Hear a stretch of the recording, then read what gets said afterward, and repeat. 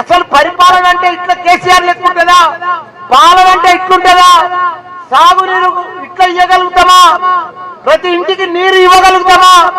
ప్రతి పంటకు నీళ్లు ఇవ్వగలుగుతామా?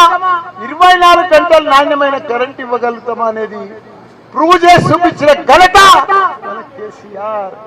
200 రూపాయలకు పింఛన్ ఉన్నదాన్ని 2000 రూపాయలు తీసుకొచ్చిండు.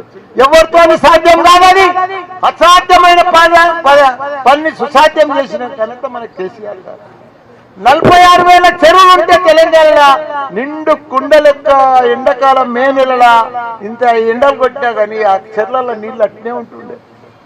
3 కోట్ల లక్షల టన్నుల ధాన్యం పండించిన ఘనత దేశంలోనే. అన్నం పెట్టే రైతులను తయారు చేసిన ఘనత మన కేసీఆర్ కాదా? వాళ్ళకి సకాలంలో రైతు బంధు ఇచ్చి, రైతు బీమా ఇచ్చి, పెట్టుబడి ఇచ్చి, ఎరువులు అందించి, సాగునీరు ఇచ్చి, కరెంట్ ఇచ్చి, వాళ్ళకు పంటలు పండించి, పంటలు పండినాక సకాలంలో కొని వాళ్ళకు మంచిగా పైసలు వేస్తే ప్రజలు ఎంత మోసపోయారు. 4 నెలలనే కాంగ్రెస్ వచ్చింది, కొద్ది మోడల్ వచ్చింది. 4 నెలలని వాళ్ళు ఒకటే పని పెట్టిరప్ప. అసలు ఒకటే పని, కేసీఆర్ తిట్టాలి, కేటీఆర్ తిట్టాలి, వాళ్ళని జైలేస్తాం, వీళ్ళని జైలేస్తాం. ఇదేంటా ఇది? అరే ఎవరైనా పని చేసుకోవాలని తింటారా? నీ ముఖానికి, కాంగ్రెస్ ముఖానికి కానీ బీజేపీ ముఖానికి కానీ ఎప్పుడన్నా సాగునీరు ఇచ్చిర్రా? ఏ రాష్ట్రంలో తాగునీరు, ఇంటింటికి తాగునీరు ఇచ్చిర్రా? 24 గంటల కరెంట్ ఇచ్చిర్రా? దేశంలో 28 రాష్ట్రాలు, ఒక్క రాష్ట్రం చూపారు మీరు. అసలు మీకు ఓట్లు అడిగే హక్కు, తెలంగాణలో నైతిక హక్కు మీకు లేనే లేదు. ప్రజలు మీకు ఎయ్యలేయారు ఎప్పుడు కూడా.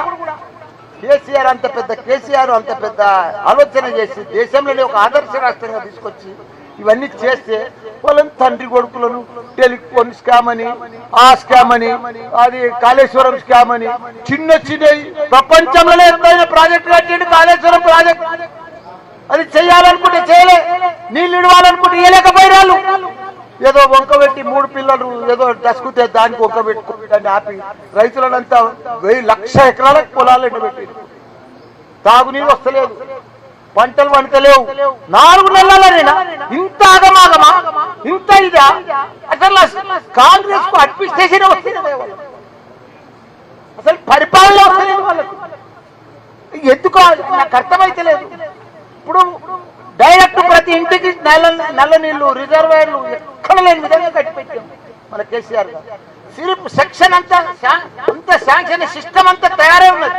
కానీ నల్లలు నీళ్లు తెచ్చి ఇప్పితే అయిపోయి, నీళ్లు ఇస్తే అయిపోయి. సాగునీరు కోసం మొత్తం సిస్టమ్ డెవలప్ చేసి పెట్టిండు. సరిగా నీళ్లు తెచ్చి ఇచ్చి పెడితే అయిపోయి. చెట్లను నింపేందుకు రెడీగా పెట్టిండు, కాలువలు, పైప్ లైన్లు. అవి ఇప్పితే అయిపోయి. నువ్వు సిరిప్ మేనేజ్మెంట్ చేస్తే అయిపోయి. అది కూడా చేయొస్తలేదంటే దానికి పట్టుకొని అది ఏదో వంక పెట్టుకొని పొత్తు కూడా కొట్టి ఇష్టం ఉన్నట్టు కేసీఆర్ని తిడితే ప్రజలు గుర్తుపట్టరా? పని చేసుకోవాలని వాళ్ళని తిడితే ప్రజలకు అర్థం కాదా?